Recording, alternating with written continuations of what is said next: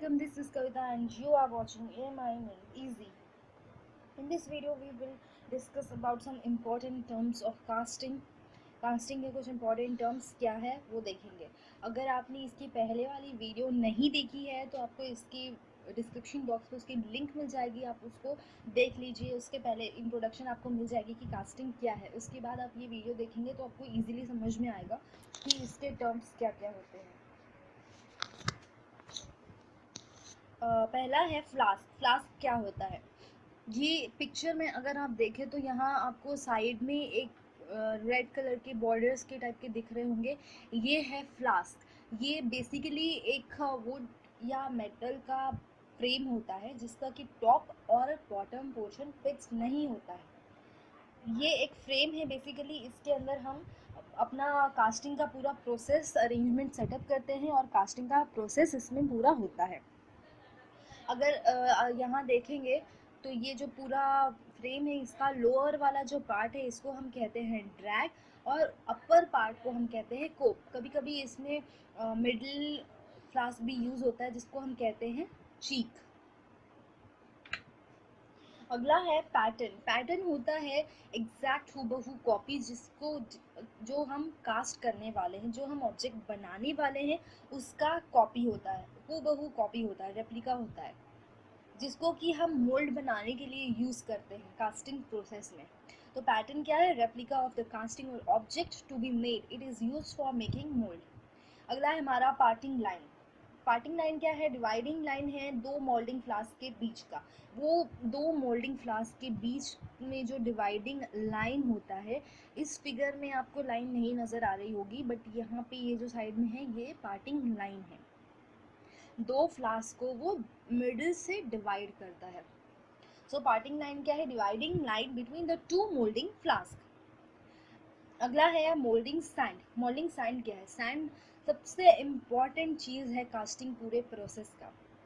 पूरा प्रोसेस में सैंड ही सबसे ज़्यादा इम्पॉर्टेंट है. इसको हम मोल्ड बनाने के लिए यूज़ करते हैं. ठीक है, जब भी हमको मोल्ड बनाना होगा तो हमें ज़रूरत पड़ेगी सैंड की.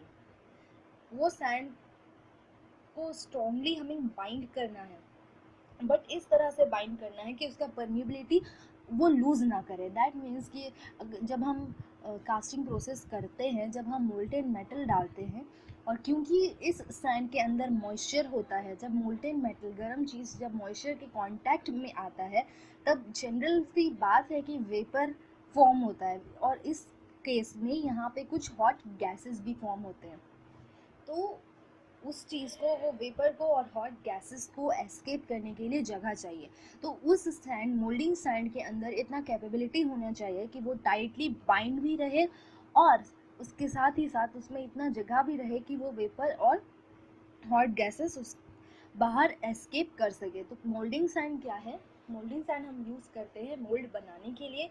तो we need sand. This sand strongly binds without losing its permeability. It is a mixture of silica, sand, clay and moisture in appropriate proportions. ये मिक्सचर होता है सिलिका, सैंड, क्ले और मॉइस्चर का, जिसको कि हम रिक्वायर्ड प्रोपोर्शन में mix करके हम इसे रेडी करते हैं. अगला है हमारा फेसिंग सैंड. क्योंकि हम सैंड से सारा प्रोसेस करते हैं और सैंड जो है काफ़ी रफ़ होता है, तो इसलिए हम जो भी बनाएंगे उस चीज़ का हमें सरफेस जो है वो स्मूथ नहीं मिलेगा. इसलिए हम फेसिंग सैंड को स्प्रिंकल करते हैं मोल्ड कैविटी के इनर सरफेस में, ताकि जो हमारा ऑब्जेक्ट का सरफेस है वो स्मूथ रहे, स्मूथ फिनिश हमें मिल सके. तो फेसिंग सैंड क्या है? Carbonaceous material sprinkled on the inner surface of mould cavity to obtain smooth surface finish. अगला है हमारा कोर. कोर जब भी हमें अगर कोई ऐसा ऑब्जेक्ट बनाना हो जिसके अंदर हमको चाहिए कैविटी, जिसके अंदर हमको चाहिए एक होल, जैसे कि कोई बॉटल, जैसे कि कोई जग, इस तरह की चीज़ों में क्या होता है, हमको चाहिए अंदर हमको कैविटी चाहिए. तो जब भी ऐसा कुछ हमें बनाना हो जिसमें हमको कैविटी चाहिए तब हम कोर यूज़ करते हैं. It is used whenever casting with hollow cavity is to be made. अगला है हमारा pouring basin. pouring basin basically क्या है? एक फनल की तरह काम करता है. ठीक है, ये हम इसको फनल भी कह सकते हैं। जैसे हमको अगर कोई पतली सी जगह में कुछ हमें लिक्विड डालना होता है तब हम क्या करते हैं, फनल का यूज़ करते हैं। तो पोरिंग बेसिन का भी बेसिकली वही काम है। ये एक फनल की तरह का कैविटी रहता है जिसके अंदर हम मोल्टन मेटल को डालते हैं। सो पोरिंग बेसिन क्या है, small funnel shaped cavity use for pouring the molten metal. इस पिक्चर में आप देखेंगे तो यहाँ पे आपको नजर आ रहा है ये पोरिंग बेसिन एग्जैक्टली एक फनल के शेप का है। ये है पोरिंग बेसिन। अगला है हमारा स्प्रू। स्प्रू क्या होता है, ये जो पोरिंग बेसिन के साथ ये पतला सा पाइप जैसा लगा हुआ है इसको कहते हैं स्प्रू। ये एक स्मॉल पासेज है जो पतला पाइप की तरह होता है जो अटैच्ड रहता है पोरिंग बेसिन के साथ, जिसके अंदर से मोल्टेन मेटल जो है वो कैविटी तक जाता है ट्रैवल करके। तो स्प्रू क्या है, small passage attached with pouring basin through which molten metal is carried to mould cavity. अगला है हमारा रनर।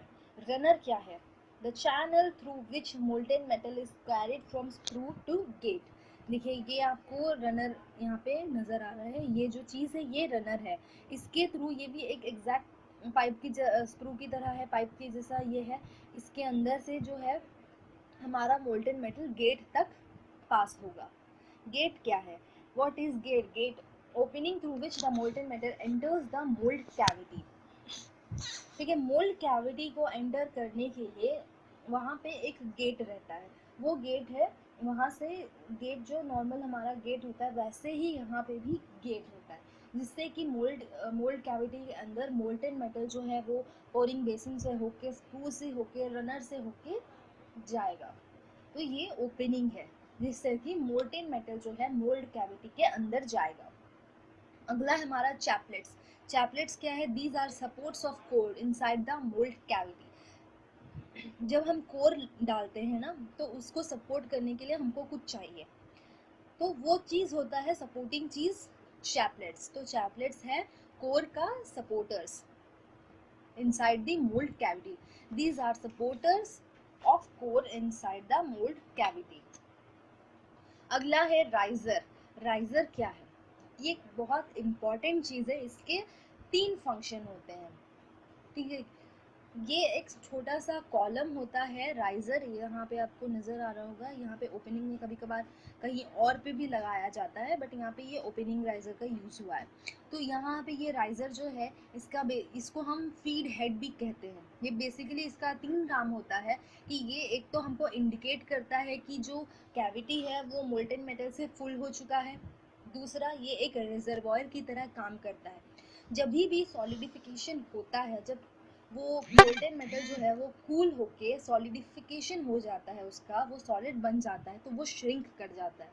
तो इससे क्या होगा, हमको जो डिज़ायर्ड शेप चाहिए वो शेप का नहीं, मतलब उस क्वांटिटी, उस तरह की डायमेंशन का नहीं मिलेगा प्रोडक्ट। तो इसलिए वो रिजर्वॉयर में और मोल्टेन मेटल को रखा जाता है टाइम टू टाइम। जब भी वहाँ पे मोल्ड कैविटी में जगह कम होते जाएगा, मतलब जगह थोड़ा सा होते जाएगा, जगह बनते जाएगा, तो वो जो रिजर्वॉयर में हमने स्टोर करके रखा था वो मोल्टेन मेटल वहाँ पे पास होगा। और तीसरा इसका काम है, जब सॉलिडिफिकेशन होता है तो वेपर्स और हॉट गैसेस फॉर्म होते हैं, तो वो सबको बाहर निकालने के लिए हमको जगह चाहिए। तो रनर उसका भी काम करता है, सॉरी राइजर उसका भी काम करता है। बेसिकली राइजर जो है काफ़ी इम्पॉर्टेंट है, इसलिए इसको फीड हेड भी कहा जाता है, क्योंकि वो बार बार फीड करता है मोल्ड कैविटी को। अगला है हमारा वेंट। वेंट क्या है, small opening in the mould cavity to pass out excess gas and vapours produce during the process. Vent एक स्मॉल ओपनिंग है, क्योंकि इतना अगर सपोज ज़्यादा गैस और वेपर्स फॉर्म होते हैं तो राइज़र के थ्रू और सैंड के थ्रू उसको निकालना काफ़ी मुश्किल है। तो इसलिए हमको थोड़ा बहुत वेंट, स्मॉल होल्स बनाना पड़ता है मोल्ड कैविटी के पास, ताकि वो वेपर्स जो है वो बाहर आ सके। तो ये जो है ये एक 3D टाइप का मॉडल है। यहाँ पे देखो, ये है पोरिंग कप, वही फनल शेप का, ये है स्क्रू, ये है राइज़र, यहाँ है गेट, ये जो है ये पार्टिंग लाइन है, ये कोर है, ठीक है, ये अपर पार्ट है, ये कोप है, लोअर पार्ट है, ड्रैग है। सो बेसिकली कास्टिंग ऐसे किया जाता है, ये है उसका कास्टिंग का सेटअप। और कास्टिंग के कुछ जो टर्म्स जो हमें काफ़ी इंपॉर्टेंट है जानना, अगर हम ये नहीं जानेंगे तो हमको आगे में कास्टिंग पढ़ने में काफ़ी प्रॉब्लम आएगी। अगर आपने मेरी वीडियो को अभी तक लाइक सब्सक्राइब नहीं किया है, मेरे चैनल को सब्सक्राइब नहीं किया है, तो जल्दी से सब्सक्राइब करिए ताकि आपको ऐसी लेटेस्ट वीडियोस अपलोड्स और भी मिलती रहे।